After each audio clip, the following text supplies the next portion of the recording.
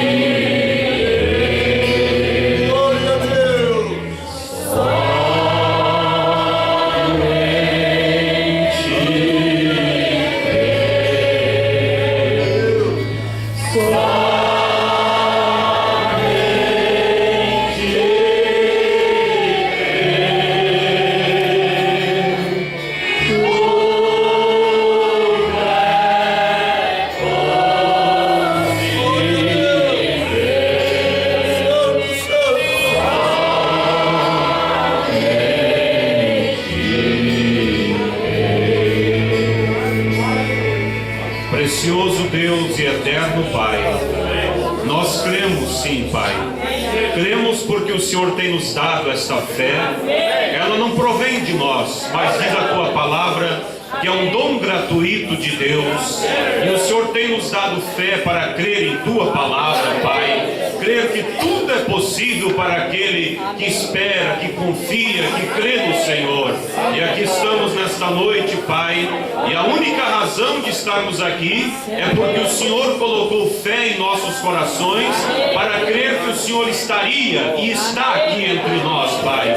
Está aqui para abençoar, está aqui para curar os enfermos, está aqui para salvar o pecador, está aqui, Senhor, para alimentar a alma de Teus filhos. E nós agora, depois de Te louvar, Te adorar, rogamos que o Senhor aceite o nosso louvor, aperfeiçoe para que chegue perante Ti como uma perfeita adoração, Senhor. E nos aproximamos agora da mesa para comer o pão da vida, Pai. Rogamos que o Senhor venha e reparta segundo a necessidade de cada coração, Pai. Eu não sei o que Teus filhos precisam, eu não sei quais são as necessidades deles, mas o Senhor conhece o profundo de cada coração. E eu oro que o Senhor possa me usar, Pai, para trazer a palavra, para que vá de encontro à necessidade de cada um aqui presente e daqueles, ó Pai, da audiência invisível, audiência que através do rádio estão nos ouvindo. Que o Senhor abençoe essa transmissão, Pai,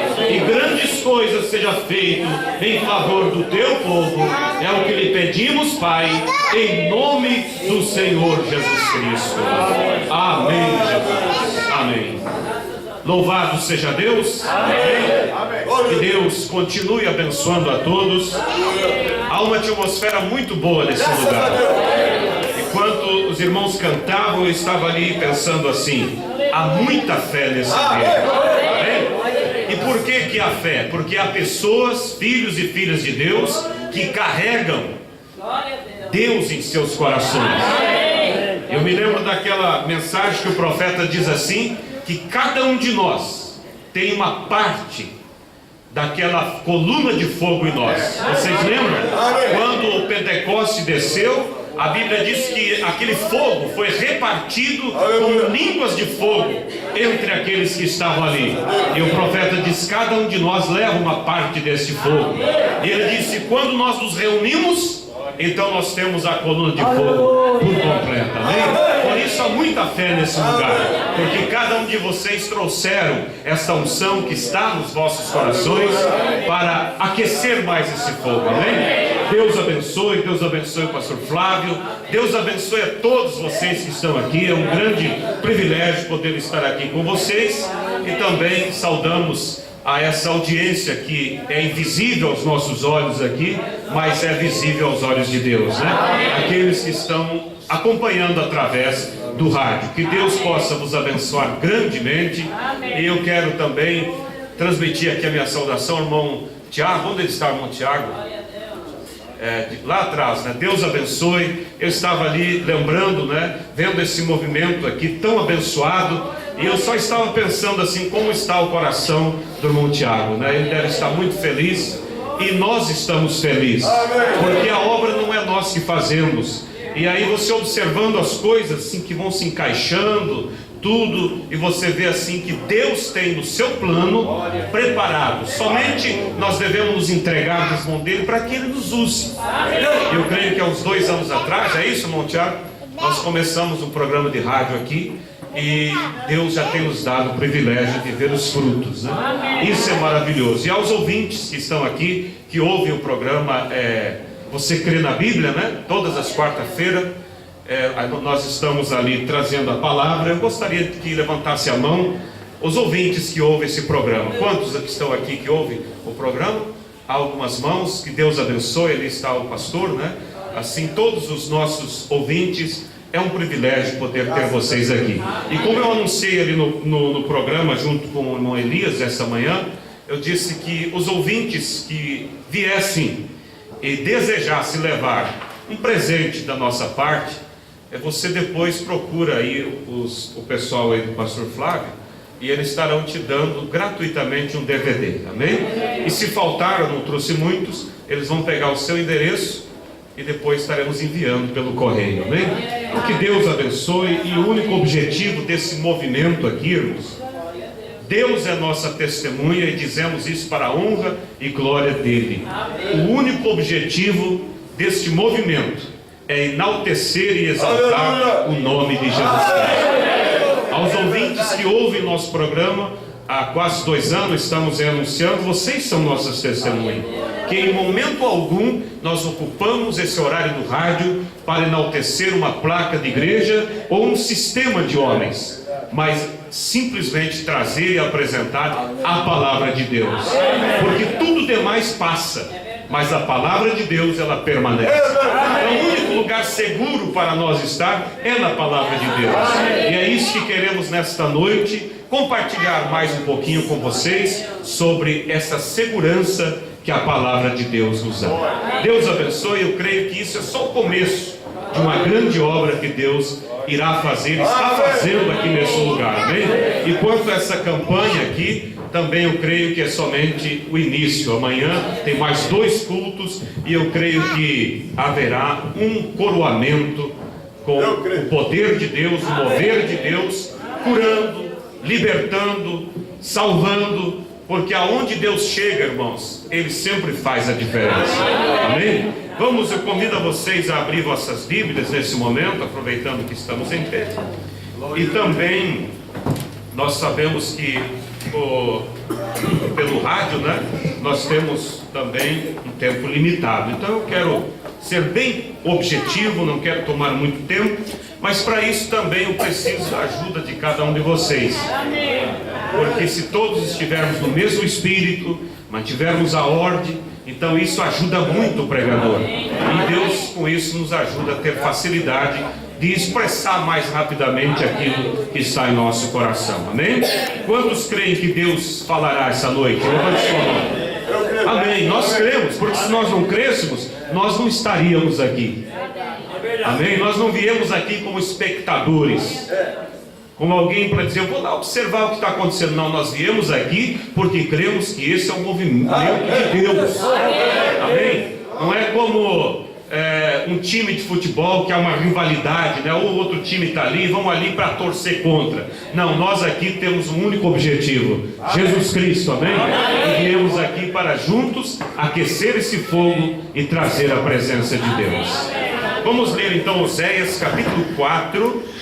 Aos que encontraram podem ler comigo, os demais somente ouçam. Oséias capítulo 4, versículo 6. Observe bem a escritura.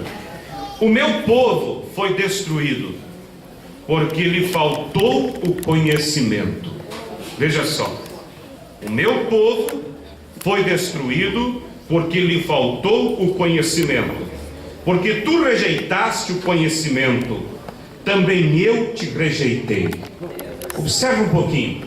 O meu povo foi destruído porque faltou o conhecimento. Mas faltou porque não tinha? Não. Faltou porque eles rejeitaram o conhecimento que Deus tinha para eles. Então veja, o meu povo foi destruído porque faltou-lhes o conhecimento, porque tu rejeitaste o conhecimento, também eu te rejeitei, para que não sejas sacerdote diante de mim, visto que te esqueceste da lei do teu Deus, também eu me esquecerei de teus filhos. Podeis assentar. Que Deus assim abençoe sua palavra e acrescente suas bênçãos, a palavra que foi lida. Eu quero falar nesta noite aos nossos visitantes, claro, a todos nós também que já cremos nesta mensagem, mas mais diretamente para aqueles que nos visitam, para aqueles que nos ouvem através do rádio, e assim também para todos nós, porque a palavra de Deus, Paulo disse: eu não vos canso de falar as mesmas coisas, porque elas são para vós segurança de vida eterna. Então o pregador não precisa preocupar em trazer todo dia uma pregação, uma novidade. O alimento pode ser sempre o mesmo, mas sempre ele terá algo que move os nossos corações. Nunca envelhece a palavra de Deus. Hoje eu vou falar aqui sobre Oséias 4. Se amanhã o pastor Wilmer ou o pastor Niles falasse sobre Oséias 4, cada um deles, Deus abriria uma certa janela, uma certa unção diferente dentro da mesma palavra. Então a palavra de Deus, ela é muito rica. Ela é muito rica, amém? Então eu quero falar, irmãos, sobre observando o tempo em que estamos vivendo. Guarde isso. Porque é necessário que nós estejamos conscientes da hora em que estamos vivendo. Disse o profeta desta era que as pessoas, elas têm muita facilidade de olhar o que Deus fez no passado e glorificar a Deus por aquilo que Deus fez, olhar o que Deus vai fazer no futuro e assim ficar na expectativa daquilo que Ele irá fazer, que as profecias anunciam, mas eles sempre falham em ver o que Deus está fazendo no presente. Se você olhar, irmãos, na Bíblia, na história, você vai ver que isso sempre aconteceu. Sempre foi uma pequena minoria que captou o programa de Deus para o seu dia. Depois que passou aquele tempo, os outros olharam e disseram: olha, Deus estava fazendo aquilo. Mas às vezes no tempo deles, eles não percebem o que Deus está fazendo. E eles perecem, e eles não percebem porque falta-lhes isso que lemos, a sabedoria vinda de Deus. Mas não falta porque não tem, falta porque não querem, falta porque preferem ouvir o que diz a sua tradição, a sua interpretação, a sua ideia própria. Quando Jesus veio, Ele veio, irmãos, fundamentado em todas as profecias que falavam sobre a vinda dele. Aquele povo do dia da vinda de Cristo, eles se reuniam na sinagoga nos sábados, e eles discutiam a palavra, e o sacerdote trazia estudos específicos mostrando sobre o Messias, quando ele viria, e que era uma promessa, e eles estavam esperando aquilo. Mas quando o Messias veio, cumprindo com cada uma das escrituras, eles falharam em ver. Hoje nós falávamos ali no programa, na FM, pela manhã, às 11h30, sobre o tema Observando as Profecias. E nós comentamos um pouquinho sobre a mulher samaritana. E eu dizia que aquela mulher, ela era tão mal vista pela sociedade, por causa da vida imunda, pecaminosa que ela vivia. Ela não era recebida na igreja, ela não podia se assentar, ela não podia participar de um culto, ninguém queria ter companheirismo com a mulher daquela fama. Ela não podia ir tirar água na hora que as donzelas, que as mulheres de boa fama iam buscar água no poço. Ela tinha que esperar um horário que ninguém ia para que ela fosse. Mas Jesus, Ele foi estar naquele horário propositalmente para encontrar-se com ela. Olha o contraste. Enquanto os religiosos, todos bem empolgados, bem polidos, diziam assim, cortavam volta, Se alguém me vê conversando com ela, pode pensar mal de mim. Eles não tinham uma mensagem para transformar a vida dela. Eles somente tinham algo para acusá-la. Mas Jesus sabia que naquele coração havia um sentimento e um desejo de ser diferente. Quem sabe você que nos ouve através do rádio, e você também presente aqui esta noite, você diga: isso é exatamente o que acontece comigo. Às vezes você pode dizer assim: olha, eu gostaria tanto de ser um cristão, mas eu não sirvo para isso. Eu tenho uma natureza tão carregada de espíritos, eu sou tão emproblemado. Mas não há problema. Jesus disse assim: ó, os sãos não precisam de médico. Mas quem é que precisa de médico? Os doentes. E Jesus sabia que aquela mulher estava doente espiritualmente, e ele foi encontrar-se com ela. E ele começou uma conversa com ela, pediu água, e veja só, uma prostituta iniciou logo uma discussão religiosa com ele. Isso mostrava que ela não concordava com a vida errada que ela tinha. Ela tinha um sentimento pelas coisas certas.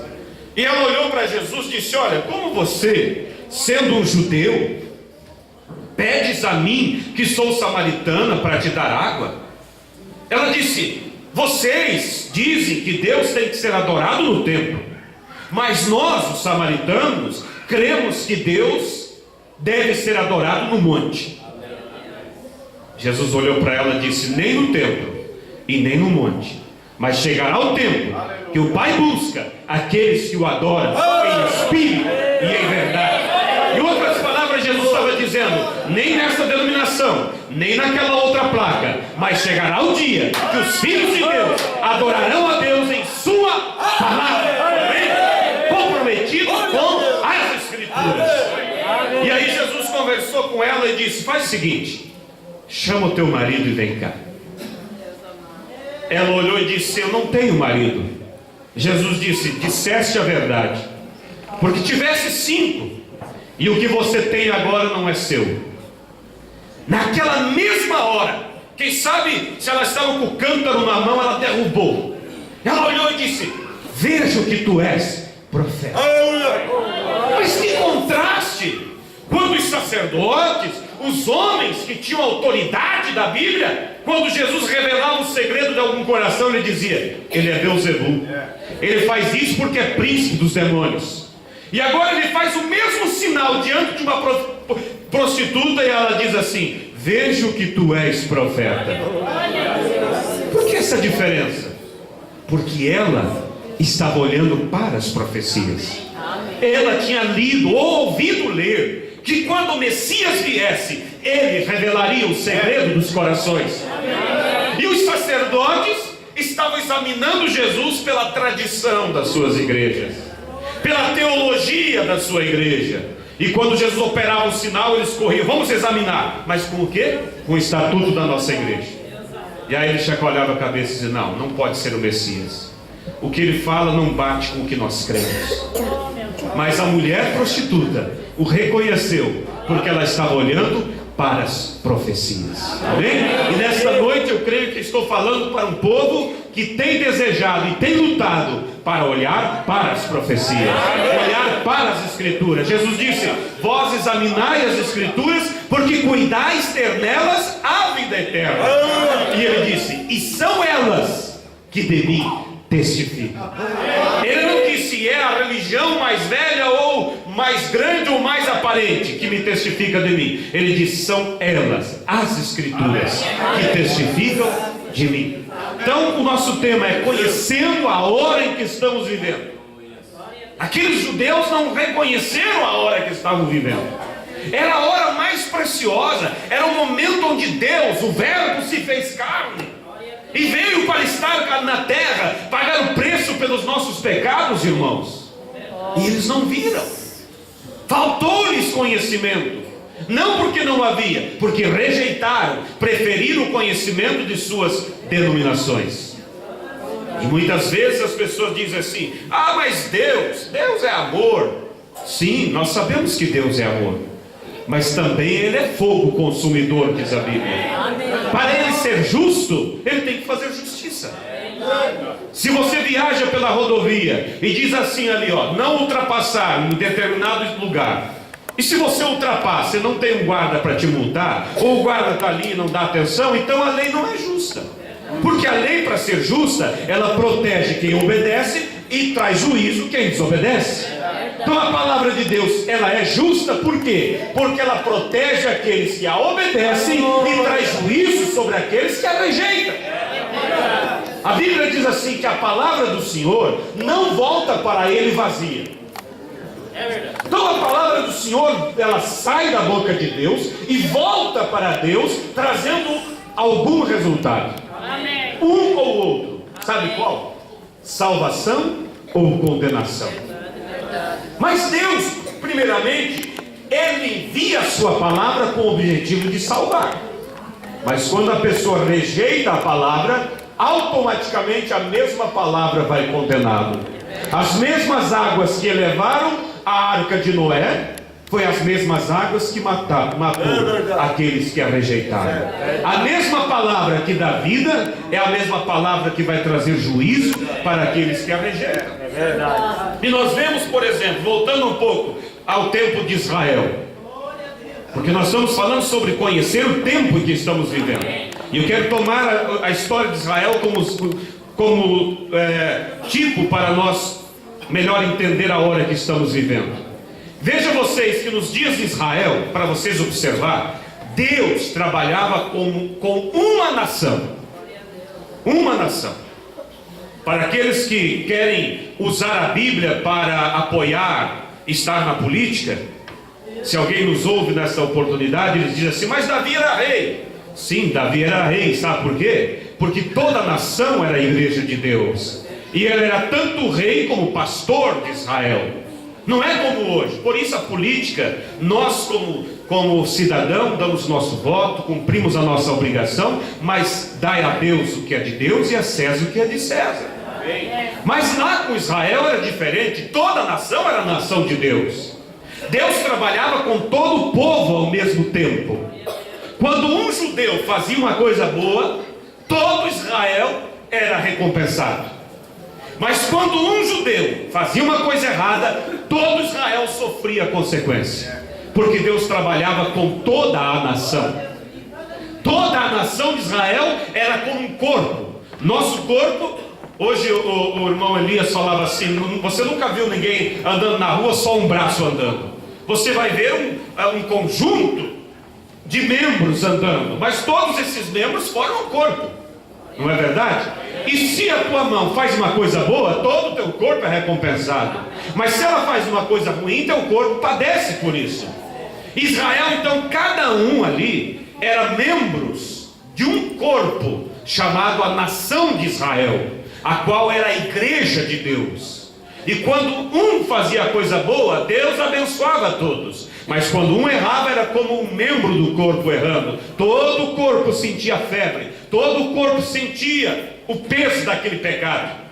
E nós vamos ver aqui que lá nos dias do profeta Jeremias, você que é um estudante bíblico, você vai ver que Israel começou a se afastar. Preste atenção, eu vou ser bem rápido, vou tomar isso só como exemplo e já vamos entrar em nosso dia. Jeremias então era o profeta de Deus, e Israel estava todo enrolado com idolatrias, com coisas erradas, e Deus vinha através do profeta e chamava a atenção, e a Bíblia diz, madrugando e falando e anunciando, e eles simplesmente faziam o quê? Viravam as costas para os ensinamentos de Jeremias, batiam em Jeremias, amarravam Jeremias, jogavam ele num poço, e não viam que era Deus, a misericórdia de Deus naquele homem. É o que eu disse, as pessoas veem o que Deus fez lá atrás, olham o que Deus vai fazer lá na frente, e não veem o que Deus está fazendo. Israel olhava para trás e sabia muito bem do seu passado, e o que Deus fez por eles. Olhava para frente, quem sabe via profecias que haveriam de se cumprir ainda, mas não viam que Deus estava escondido atrás daquele homem chamado Jeremias. E a graça de Deus, a paciência de Deus, chegou um momento que esgotou a paciência de Deus. E como prova do amor de Deus, ele mudou o seu tipo de conversa com Israel. E ele chegou e disse assim, vocês serão levados cativos. Está vindo aí o rei de Babilônia. E o profeta Jeremias disse, e há um conselho de Deus para vocês. Não lutem contra ele. Se entregue a ele, porque Deus não vai dar a vitória a vocês. E se vocês lutar, vai ser mais mortes, perda de pessoas, derramamento de sangue. E o rei dizia assim: está vendo? Ele é um traidor. Ele está sendo pago pelo rei inimigo para derrubar os braços da nação. Não, irmãos, era a graça, era a misericórdia de Deus, porque Deus tinha que corrigi-los, Deus tinha que levar eles para a escravidão, para que eles pudessem reconhecer o Deus que eles serviam, para ter então a salvação de suas almas. E então, simplesmente o inimigo veio, levou eles cativos. Vocês lembram da história? E quando foi cativo, muitos jovens foram junto. Observe aqui, preste atenção. Junto com aqueles cativos estava Daniel, o profeta Daniel, que ainda não estava exercendo o ministério, mas um profeta já nasce profeta. E ele tinha por volta de 14 anos, era um jovenzinho adolescente. E ele viu tudo o que estava acontecendo. E ele conheceu, quem sabe, o profeta Jeremias. E ele ouviu as pregações, ele era um jovem. E lá foi ele junto como escravo, e foi separado para ficar no palácio do rei. Lembram vocês a história? E os anos foram passando. E lá num determinado momento, Daniel sentiu, irmãos, algo movendo no coração dele. E esse sentimento, eu e você temos experiência, porque você estava lá na escravidão, no pecado também um dia, mas de repente você sentiu algo que disse assim: deve haver alguma coisa real em algum lugar. E você não entendia o porquê. Quem sabe você estava num baile com seus amigos, de repente aquilo lhe atingiu como uma flecha. O que eu estou fazendo aqui? Sabe o que é? Era Deus tratando contigo. E Daniel estava ali, quem sabe, fazendo seus afazeres. De repente ele foi atingido por um sentimento. E ele parou. Eu me lembro vagamente que quando o velho Jeremias vivia, ele falou alguma coisa sobre um certo tempo que nós ficaríamos escravos. E a Bíblia diz assim, vou ler para vocês, somente ouçam, para nós ganhar tempo. A Bíblia nos diz assim, que ele então pegou e tomou o livro e foi ler o livro de Jeremias. Vocês lembram disso? Amém. E ele começou a ler. E quando ele estava lendo o livro de Jeremias, sabe o que aconteceu? A Bíblia diz que ele entendeu pelos livros.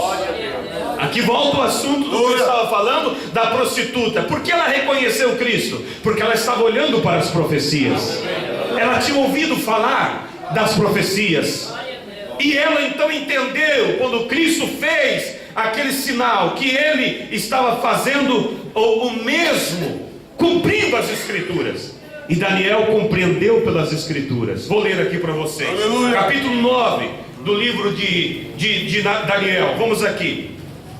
Veja só. Eu vou ler só um pedaço. Depois vocês podem ler em casa com mais tempo. Vou ler do verso 23. Ele, depois que estava orando ali, o anjo então veio, vocês lembram? Amém. Falar com ele, depois de 21 dias de oração. Então, diz assim: no princípio das tuas súplicas, o anjo chegou e disse: no princípio das tuas súplicas saiu a ordem, e eu vim para te declarar. Está vendo? Quando você se inclina para saber a hora que está vivendo, saber o que Deus quer de você, Deus tem compromisso em te mostrar o que Ele está fazendo. E Daniel se inclinou, e o anjo disse: no princípio das tuas súplicas saiu a ordem, e eu vim para te declarar, porque és muito amado. Amém? Deus ama aqueles que querem saber a vontade de Deus, porque és muito amado. Daí o anjo disse assim: toma, pois, bem sentido na palavra e entende a visão.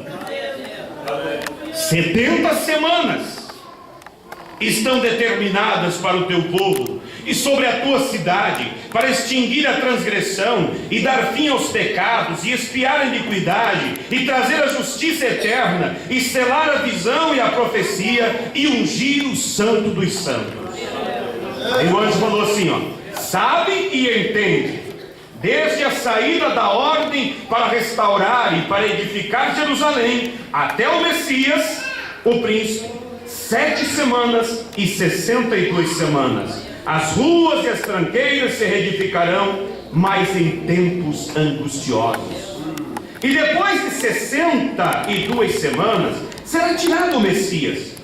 E não será mais. O povo do príncipe que há de vir destruirá a cidade, o santuário, e o seu fim será como uma inundação. E até o fim haverá guerra. Estão determinadas assolações. Deus mostrou para ele de uma maneira simbólica. Disse: está preocupado, Daniel? E Daniel entendeu ao ler os livros que o profeta Jeremias disse assim: ó, vocês ficarão 70 anos em cativeiro. Aí ele correu, fez a conta lá. Quem sabe ele disse: bem, eu tinha 14 anos, agora eu tenho tanto. Aí ele fez a conta. Ele disse: meu Deus, já faz 68 anos que estamos aqui. A hora tem chegado. E aí ele correu, foi aonde ele correu orar. E ficou 21 dias ali buscando. Aí o anjo chegou e disse: você está preocupado, Daniel? Entenda o que Deus tem a te dizer. 70 semanas. Você quer saber se Deus ainda voltará a trabalhar com o teu povo? Porque agora eles estão em escravidão, mas há uma promessa deles voltar para a terra deles. Você quer saber? Então eu vou te dizer, Daniel, Deus ainda tem um período de 70 semanas para tratar com a tua nação. E Deus disse, como vocês viram aqui, eu vou resumir isso aqui. Ele disse assim: olha, para você saber, quando vocês começarem a reconstruir os muros, dali se começa a contar a data. Até a chegada do Messias, haverá passado 62 semanas mais 7. E uma semana profética, vocês sabem quantos anos é? 7 anos. Então, se Deus ia trabalhar com eles por 70 anos, 7 vezes 7, 49. Daniel entendeu que Deus estava dizendo assim: Daniel, eu vou tratar com o teu povo por 490 anos. Eu estarei com eles. E vai começar a contar essa data quando os muros começarem a ser levantados. Quando vocês retornar para a terra e os muros começarem a ser reedificados. E quando o Messias, o príncipe, vier, já vai ter passado 62 mais 7. Então, quando Jesus, vamos aqui, irmãos, entrou em cena, Deus já tinha tratado com Israel por 69 semanas. Ou seja, 483 anos Deus tinha trabalhado com aquela nação. Restava o quê? Uma semana só para Deus concluir o período de tratar com uma nação chamada Israel. E aí o ministério de Jesus durou quanto tempo? 3 anos e meio, que é meia semana. E na metade da última semana, o Messias foi morto. O anjo falou para Daniel que seria assim. E aí então Deus parou de tratar com os judeus. E aí alguém pode dizer: meu Deus, Deus falhou.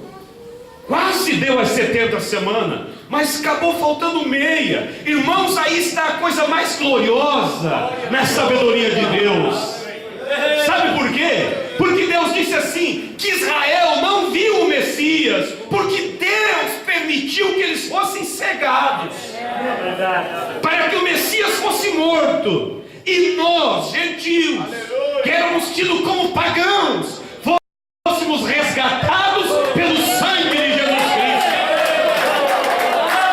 Se os judeus tivessem reconhecido a Cristo, que seria de nós?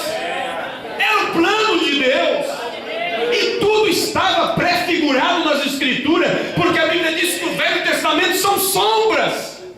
Quando você vê José sendo vendido pelos seus irmãos, indo para uma nação estranha, vai pelo calabouço, é preso, depois ele é restaurado ao trono, ou melhor, ele assume o trono, e ele se casa com uma egípcia.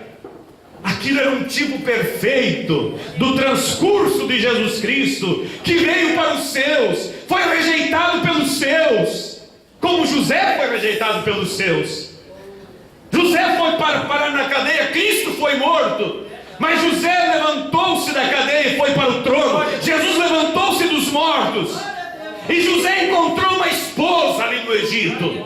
E Cristo, o que ele fez quando ele foi rejeitado pelos seus, ele adquiriu uma esposa, uma noiva entre os gentios. E quando os irmãos de José voltaram, foram no Egito comprar alimento e reconheceram que aquele que é o chefe do Egito era o irmão que eles tinham vendido, eles caíram em prantos. E José olhou para eles e disse assim: não chorem, meus irmãos, era necessário que tudo isso acontecesse.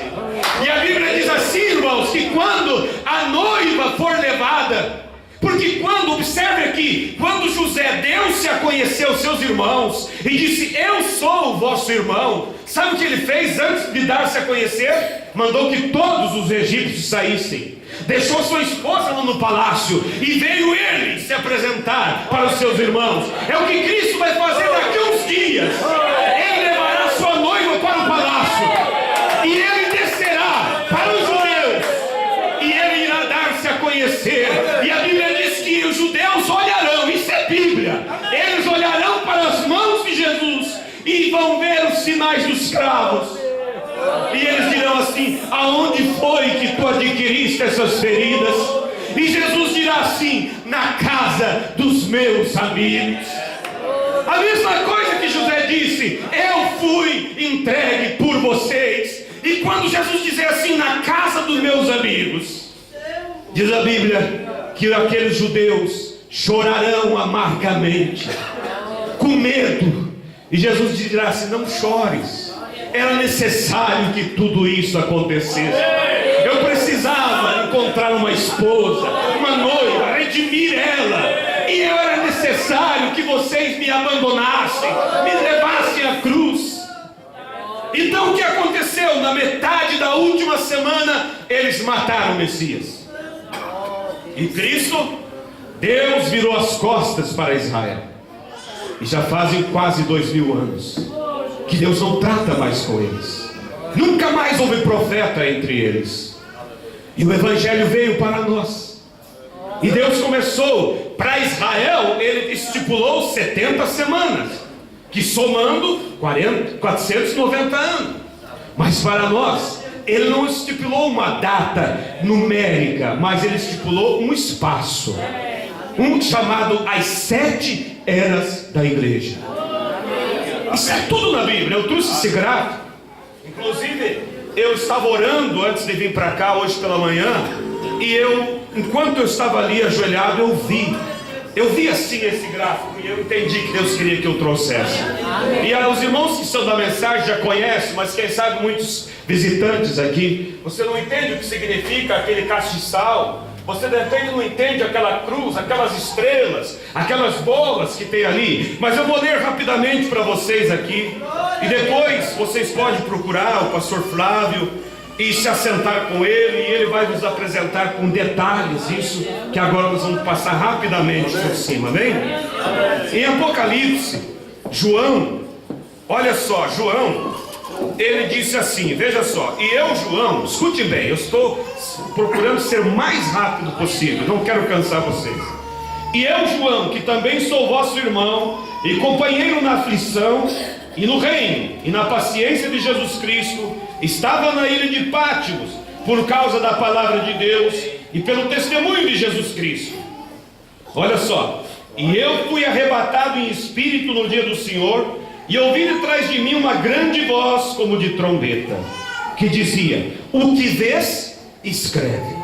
E o que João viu? Vamos ver. O que vês, escreve no livro e envia 7 igrejas que estão na Ásia: Éfeso, Esmirna, Pérgamo, a Tiatira, a Sardes, a Filadélfia e a Laodiceia. E virei-me para ver quem falava comigo, e virando-me vi 7 castiçais. João viu aqueles 7 castiçais.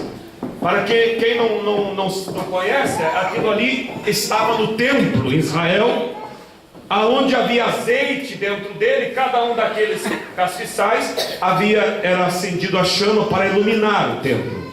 E como que o sacerdote acendia? Ele acendia do fogo do primeiro, ele passava para o segundo, e assim para o terceiro, até ir o 7º. E aquilo tudo era um tipo que Deus, quando parasse de tratar com os judeus, ele trataria com novos gentios em um período de 7 dispensações, que são chamados 7 eras. E ele mostrou isso para João. E João viu, e o anjo disse assim, ó, e o que você vê, escreve. E disse, e virei-me para ver quem falava comigo, e virando-me vi 7 castiçais. Ele viu então aquele candelabro com 7 castiçais, e no meio dos 7 castiçais, um semelhante ao Filho do Homem. Ali está aquela cruz, representando aquele que João viu no meio dos 7 castiçais. Quem é que ele viu no meio dos 7 castiçais? Jesus Cristo. Mostrando que ele esteve e está desde a primeira era até a última era, tendo o cuidado e o zelo pelos seus. Amém?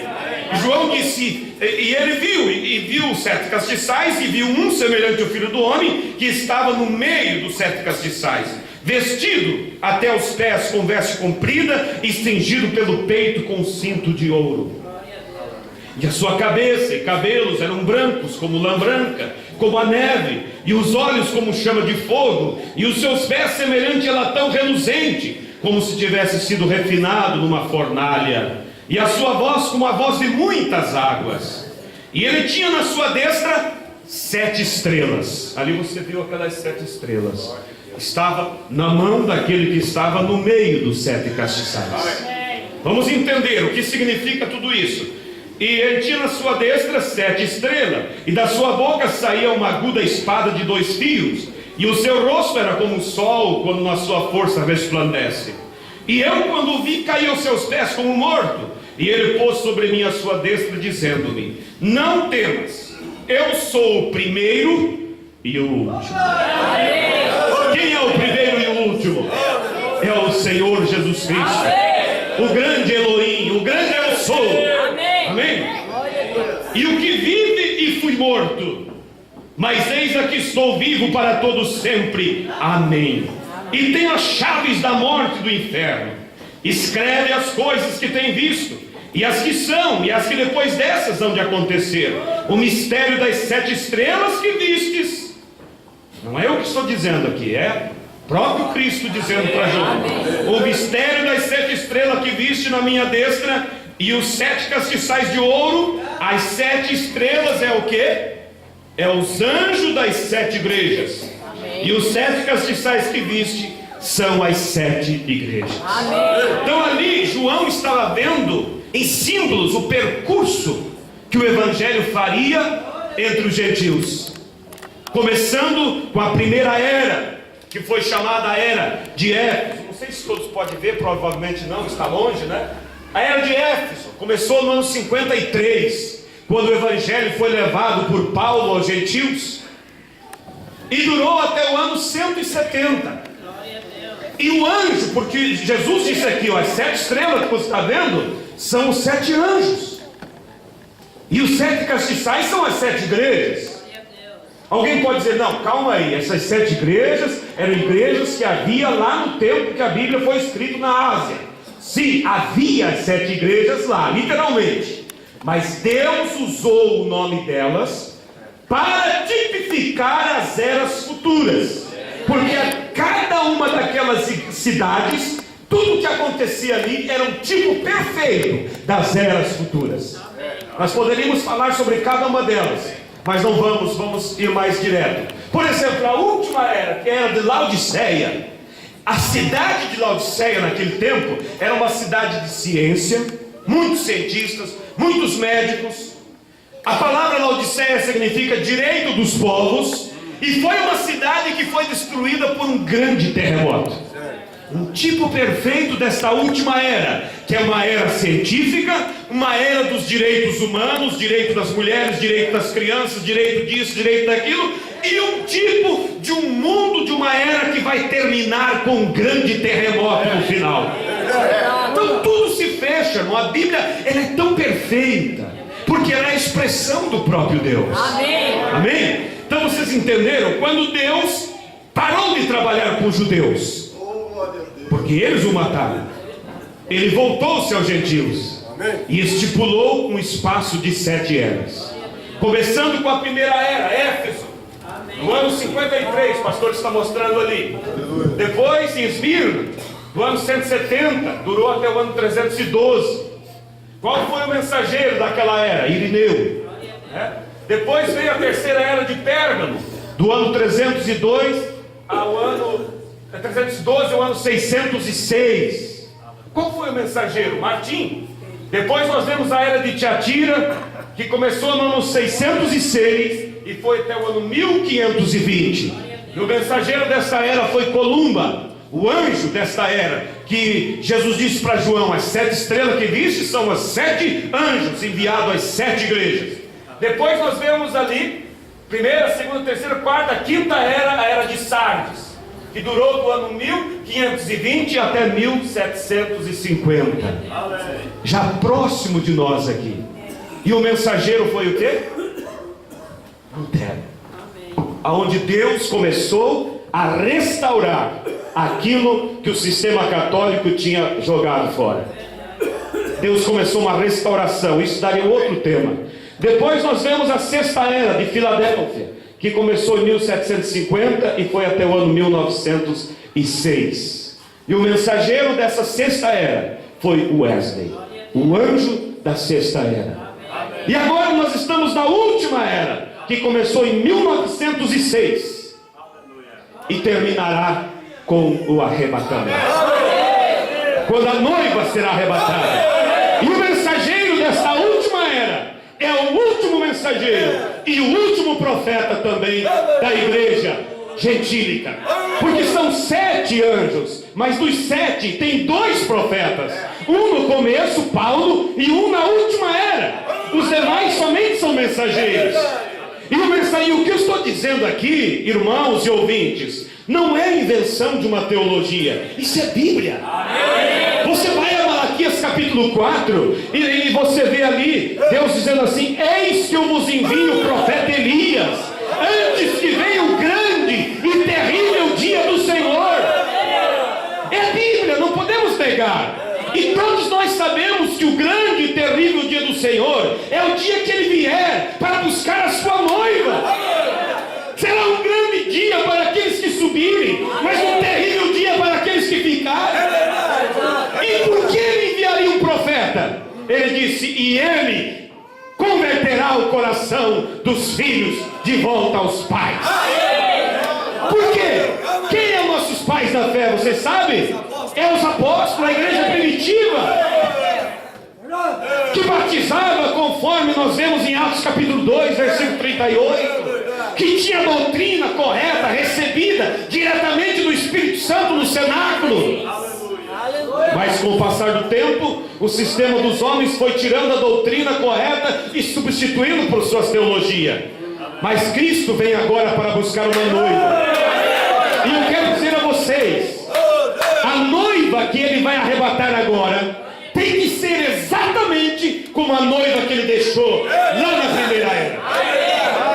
Quando o agricultor, ele vai na roça e ele planta milho, ele pega a semente e diz assim: ó, esta semente aqui eu paguei caro, porque é uma semente de qualidade. Ele põe na mão e diz: veja, não é perfeita. Aí ele joga na terra. O que acontece com ela? Ela apodrece. Alguém diz: acabou. Não, a vida é liberada de dentro dela. Foi o que aconteceu com aquela semente original. O diabo disse: eu vou acabar com ela. E a igreja romana jogou, pisou em cima, enterrou, matou os cristãos, queimou as Bíblias. Mas Joel capítulo 2, versículo 25, Deus disse: eu restituir-vos-ei os anos que foram consumidos, eu trarei de volta. E Deus cumpriu a sua palavra. E Ele disse: eu vou enviar um profeta, o profeta Elias, e ele converterá o coração dos filhos de volta aos pais. E nessa última era, Deus cumpriu a sua palavra. Aí você diz: bem, mas esse profeta não era João Batista? Nós entendemos que ali em Malaquias 4, ele tem um sentido duplo, porque ele fala de 2 tempos. Por isso eu disse: é necessário conhecer o nosso tempo. Fala também do Elias que converteria o coração dos filhos aos pais. Esse era João Batista. Porque em Lucas capítulo 1, versículo 18, se não me falha a memória, Dos pais aos filhos, melhor dizendo. Em Lucas, a Bíblia diz assim que João Batista veio no espírito de Elias a fim de converter o coração dos pais aos filhos. Esse foi o ministério de João. Como dos pais aos filhos? É claro, João converteu o coração dos pais da lei para os filhos que estavam nascendo na graça. Não é assim? Ele fez a ligação entre a lei e a graça. Ele tinha um ministério para converter o coração dos pais aos filhos. Mas nesta era, a unção é outra. É converter o coração dos filhos aos pais. Se ali em Malaquias 4 estivesse falando só de João Batista ia fazer um serviço e desfazer. Porque ele ia converter primeiro dos pais aos filhos, ou seja, da lei para a graça, e depois dos filhos aos pais, voltando de novo para a lei. Mas não, João Batista veio para cumprir uma parte da Escritura. E quando em Mateus capítulo 17, os discípulos perguntam para Jesus, observe isso aqui, eles perguntam exatamente sobre Malaquias 4. E eles dizem: mestre, é necessário que Elias venha primeiro? E Jesus olhou para ele e disse: em verdade vos digo, que Elias virá, futuro, virá e restaurará todas as coisas. Você sabe o que é restaurar? É trazer de volta ao original. Aí no verso 12 ele diz: mas digo-vos que Elias já veio. Aí ele estava falando do outro mensageiro agora. Porque Malaquias 4 era uma profecia que falava do mensageiro que vinha antes da primeira vinda, de João Batista, preparando o povo para receber o Messias, e falava do mensageiro que viria antes da segunda vinda, para preparar a noiva para esperar o Messias também, para o arrebatamento. Então essa é a hora que estamos vivendo, irmãos. Estamos no fim, é a última era, não tem outra era pela frente, não haverá outro mensageiro, não haverá outra dispensação. Quando o colono estava dizendo, ele planta o milho e ele brota, o colono vai na roça e diz: meu milho está bonito, mas ele vai colher folhas? Não. Quando o evangelho começou a ser restaurado, ele soltou um broto, com a mensagem de Lutero. Era a vida ali se manifestando, mas Deus não podia arrebatar a sua noiva naquele tempo, porque ainda não era o mesmo grão. Depois veio Wesley, mais luz, trazendo santificação, porque Lutero pregou a justificação pela fé. O Wesley veio e disse: tudo bem, somos justificados pela fé, mas sem santificação ninguém verá Deus. Precisamos de Deus em nossa vida para nos santificar. E aí então era o que? Era aquele pé de milho, vamos dizer, já soltando o pendão. Quando o milho solta o pendão, ele está chegando próximo da semente original. Mas ainda o colono não pode colher assim. Depois que solta o pendão, ele faz o quê? Solta o que chamamos da boneca, a palha que envolve o grão. Foi a mensagem pentecostal que veio depois do Wesley, os dons sendo restaurados. Aqui no Brasil, muito notoriamente, através de Daniel Berg, Gunnar Wingre, Deus os usou poderosamente para levar uma mensagem pentecostal de ponta a ponta dessa nação. Era Deus com eles, era a mensagem da hora, era Deus restaurando mais luz. Mas aí que está o problema. A Bíblia diz: vocês perecem porque rejeitam o conhecimento. Por exemplo, quando Deus levantou Wesley, os luteranos disseram o quê? Lutero nunca disse para nós que nós não podíamos mais beber. E eles fizeram o quê? Vamos escrever tudo que Lutero ensinou, vamos redigir num livro para nós não esquecer, e essa é a nossa fé. Se organizaram e morreram espiritualmente, porque Deus prosseguiu e eles não quiseram seguir. Quando Deus levantou os pentecostais, falando propriamente da nossa nação, Daniel Berg, Gunnar Wingre, ungidos por Deus, levando essa fé pentecostal, dizendo ao povo: sim, Lutero estava certo, o justo vive da fé, o Wesley estava certo, santificação, mas vocês têm que saber de uma coisa: Deus tem mais para nós, Deus tem seus presentes para nos dar, Deus tem os seus dons para nos dar, Deus tem o batismo do Espírito Santo para nos dar. Era Deus, era a semente, irmãos, voltando ao original. Mas do que os de Wesley disseram? Não, Wesley nunca disse que nós podíamos falar em línguas. E eles pegaram tudo que o Wesley ensinou, redigiram também um livro e disseram: nós vamos ficar com isso. E morreram espiritualmente. não quiseram a luz, mas sempre houve alguns poucos que seguiram a luz. E agora, no finalzinho, Deus cumpre com Malaquias 4. Deus cumpre com São Mateus capítulo 17, versículo 11. E Ele envia o profeta Elias para restaurar tudo o que faltava. O batismo de volta, a ceia bíblia de volta, a doutrina, exatamente tudo que estava falando. O que faltava? E o que aconteceu com muitos pentecostais? Olharam e disseram: não, nós nunca aprendemos sobre profeta. Se fecharam dentro do seu sistema e infelizmente estão aí, morrendo.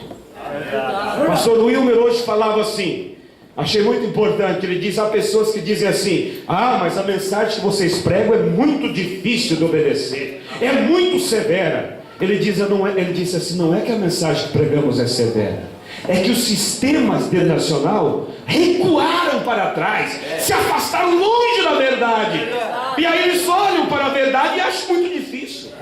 Mas é o mesmo evangelho, só que é o mesmo evangelho com um pouco de luz maior, trazendo o que faltava da restauração. E com essa mensagem final, sabe o que aconteceu? O grão veio à existência outra vez. E todos vocês sabem o que acontece quando o grão amadurece. Todo aquele pé de milho seca. Infelizmente, todos os sistemas morreram. Os sistemas morreram, porque se organizaram em torno de uma tradição e não seguiram a luz. Mas o colono chega ali, é o momento mais feio da roça. Aquele milho todo empoeirado, todo encurvado. Mas é o momento que o colono mais se alegra. Ele abre aquela palha seca assim e diz: olha, aqui está o mesmo grão que eu plantei. Amém? Nós, conhecendo a hora que estamos vivendo, que é o tema, nós olhamos para o mundo chamado evangélico, nós olhamos para o mundo que vivemos, igrejas participando de carnavais, vivendo uma vida imunda, e você diz: é o tempo mais horrível que vemos, mas também é o tempo mais glorioso, porque a semente tem amadurado, o evangelho tem sido restaurado. E você que está aqui, não por nossa honra, mas pela graça de Deus, você pode tomar a sua vida e examinar com a vida dos crentes do tempo de Paulo, e você diz: a minha fé é a mesma fé, eu tenho o mesmo batismo, eu tenho a mesma ceia, eu tenho a mesma doutrina, ou seja, eu sou o mesmo grão que retornou. Deus, através de Malaquias 4, o profeta da sétima era, restaurando todas as coisas, levando a fé dos filhos de volta aos pais, de volta à fé apostólica. E depois disso, quando o arrebatamento acontece e o grão é levado, o que vai acontecer? Ah, Deus não esqueceu, irmãos de Israel. A meia semana que faltou, Ele volta. Em Apocalipse 11, você vê as duas testemunhas, Moisés e Elias, os quais subiram vivos para o céu, porque eles tinham um ministério para cumprir na terra, e eles descem em Israel. Quando a noiva sobe, eles descem. E o que eles vão ensinar para Israel? A mesma mensagem que nós cremos, o mesmo Jesus, o mesmo sangue, a mesma redenção. E Jesus então se manifestará para eles, depois de ter deixado nós lá no templo, ou melhor, lá na glória, como José deixou sua esposa no palácio. E aí então, irmãos, 144 mil judeus, a Bíblia diz em Apocalipse 7, crerão na mensagem de Moisés e Elias, reconhecerão o Messias como Cordeiro, como Salvador, e eles trabalharão 3 anos e meio para concluir as 70 semanas que Deus prometeu a Daniel. E no Daniel capítulo 9, de 70 semanas estão constituídas o teu povo. Então, encerrando, eu digo a vocês, irmãos, que hora estamos vivendo? Em Mateus, capítulo 24, Jesus disse assim: ó, quando vocês virem a figueira florescer, em verdade vos digo, que não passará a geração que viu a figueira brotar, sem que todas as coisas aconteçam. E você sabe que a figueira representa quem? Israel. Israel, depois que rejeitou a Cristo e Cristo parou de trabalhar com eles, foram espalhados pelo mundo todo, mas preservaram a raça, porque Deus tinha um propósito ainda com eles. E em 1948, depois da Segunda Guerra Mundial, eles hastearam a bandeira mais velha, a bandeira com a estrela de Davi, e ali Israel foi considerado outra vez uma nação autônoma. Ali a figueira brotou. Por que Israel voltou? Quando Israel estava voltando depois da Segunda Guerra Mundial, um repórter chegou para aqueles judeus e disse assim, veio entrevistar e disse: vocês estão voltando para a vossa terra para quê? Vocês estão voltando para morrer? Sabe o que o judeu respondeu? Nós estamos voltando para ver o Messias. Era Deus reunindo de todos os cantos da terra e levando de volta para a sua terra, e ali a figueira brotou. E Jesus disse: não passará a geração que viu a figueira brotar sem que todas as coisas aconteçam. E a geração que viu a figueira brotar, já restam pouquinhos. Então a qualquer momento a noiva subirá. A palavra não pode falhar. Então que hora estamos vivendo, igreja? Próximo às portas do arrebatamento.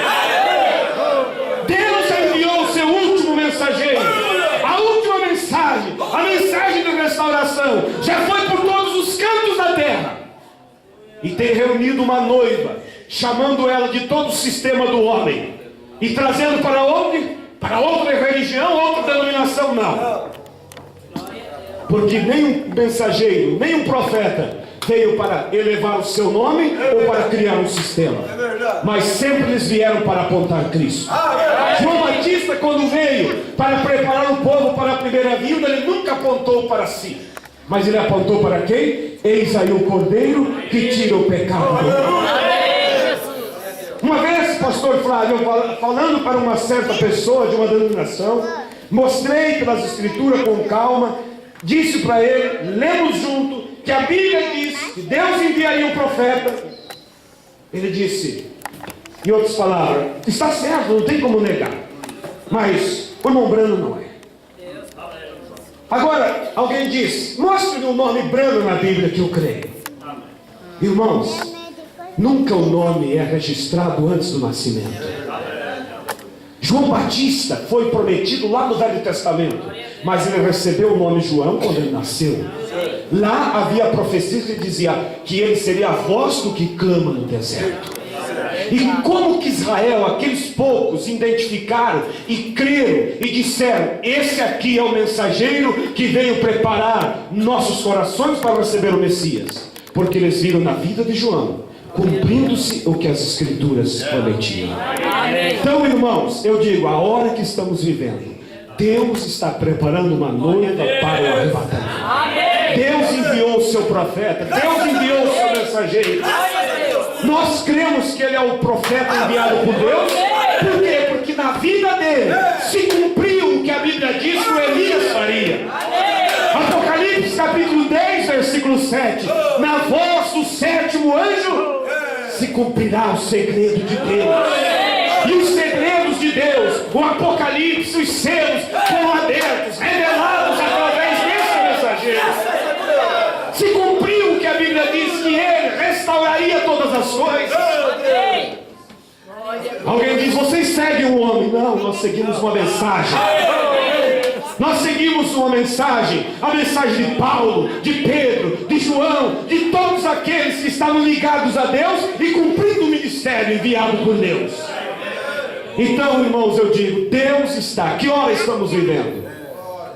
No momento onde os últimos eleitos estão se juntando em torno da palavra, tornando-se grão para a colheita. E Apocalipse capítulo 18, versículo 4 diz assim: sai dela, povo meu, sai dela, povo meu, para que não participe dos seus pecados e não incorra em suas pragas. Esta mensagem tem ido pelo mundo todo, chamando os eleitos e dizendo: sai dela, sai do sistema do homem, sai da Babilônia, venha para onde? Para uma outra denominação? Não, venha para a palavra.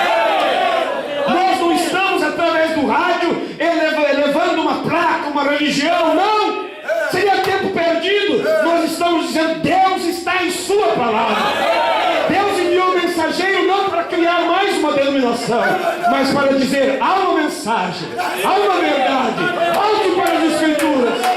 A hora, irmãos, é mais avançado do que pensamos. Vamos nos colocar de pé nesse momento. Feche vossos olhos. Que hora estamos vivendo, igreja? Você, precioso amigo, visitante, que veio aqui essa noite, Deus te trouxe aqui. Que hora estamos vivendo? No fim de todas as coisas. O Evangelho já tem ido por todas as terras. A mensagem de restauração já tem ido. Brevemente ele voltará para os judeus, concluir o restante das 70 semanas. E um dia desses, aqueles que rejeitaram a sabedoria, como lemos aqui, vocês pereceram porque rejeitaram a sabedoria. Aqueles que rejeitaram o conhecimento de Deus, eles ouvirão uma notícia: que 2 homens estranhos estão em Israel, operando sinais e maravilhas. E quando eles ouvirem essa notícia, muitos deles se perguntarão um ao outro, dirão: calma um pouquinho aqui, Moisés e Elias não deveriam vir depois da vinda de Cristo? E eles ouvirão como que uma voz por trás deles que dirá: ele já veio e vocês não viram. Então não falhe, não perca a oportunidade.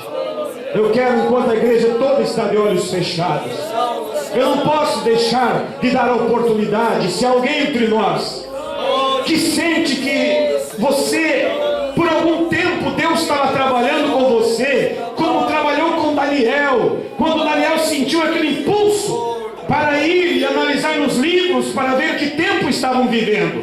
E quando ele viu que já fazia 68 anos que estava em cativeiro e faltava só 2 anos para voltar, ele entrou em desespero. Quem sabe você diz: pastor, é exatamente isso que tem acontecido comigo. Eu tenho sido acordado pelas madrugadas e há algo no meu coração que diz: tem que haver uma verdade, tem que haver uma verdade, tem que haver algo real. É Deus te chamando. Você não quer levantar a sua mão para Deus nessa noite? Há uma mão que levanta ali. Pode levantar bem alto, mais outra mão, mais outra. Você não quer vir em frente aqui para nós orar por você? Que hora estamos vivendo? Não se envergonhe se você levantou a mão. Nós estamos aqui, é o momento dos filhos de Deus se identificarem com a palavra. Se Deus tocou em teu coração, você é um bem-aventurado. Você é parte dessa noiva que Deus está tirando do engano, trazendo para a palavra, porque o tempo está se findando, a porta vai se fechar.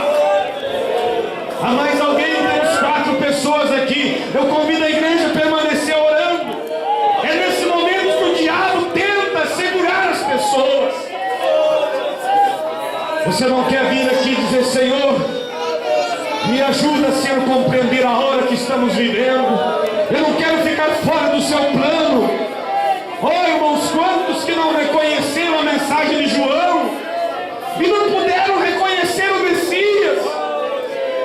Por que eles não reconheceram o Messias? Porque não reconheceram a hora que estavam vivendo. Não viram que Deus estava, através de um profeta, preparando o coração deles.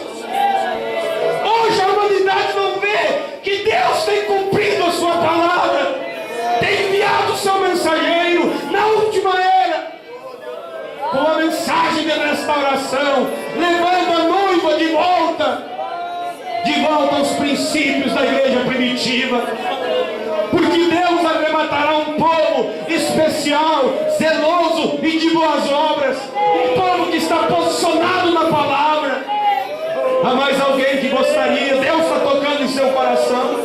Eu não vou insistir. Precioso Deus e eterno Pai, coisa maravilhosa, Senhor, é saber que o Senhor tem o teu grande plano estabelecido, e o Senhor nos incluiu dentro deste plano, revelou aos nossos corações, Pai. Não é porque somos melhores, é pela tua graça, Pai. E oramos com misericórdia em nossos corações, que assim como a nós o Senhor abriu nossos olhos para ver a hora, o tempo que está que estão por aí, Deus, jogados pelo mundo, enredados pelo pecado, enredados por falsas doutrinas. Deus, abre o coração deles. Eu oro com toda a minha alma por aqueles que através do rádio estão ouvindo, que eles possam agora cair de joelho e dizer: Deus, lembra-te de mim, lembra-te de mim. Eu oro por essas vidas aqui na frente, Pai. Eu oro por cada irmão que já crê nesta mensagem. Ajuda-nos, Senhor, valorizar mais, nos envolver mais, ter este amor, Pai, buscar as almas que estão lá fora. Conceda isso, Pai. Em nome de Jesus Cristo nós lhe pedimos e te agradecemos. Repreendemos todo espírito de incredulidade. Que o Senhor desvende o véu, abra os olhos da tua igreja para ver a hora, o momento que estamos vivendo. Em nome de Jesus Cristo nós lhe pedimos. Ainda os irmãos aqui à frente, convido o pastor Flávio para orar por eles. O pastor estará colocando as mãos sobre vocês. E depois vocês procurem o pastor Flávio com mais tempo, e ele nos conduzirá nessa mensagem da hora. Aleluias. Toda a igreja em oração. É um momento de júbilo no céu. É um momento de manifestação dos filhos de Deus, se manifestando pela verdade, reconhecendo a hora que estamos vivendo. Ora, igreja, levante suas mãos para cá, almas no altar. Pede a Deus para confirmar essas decisões.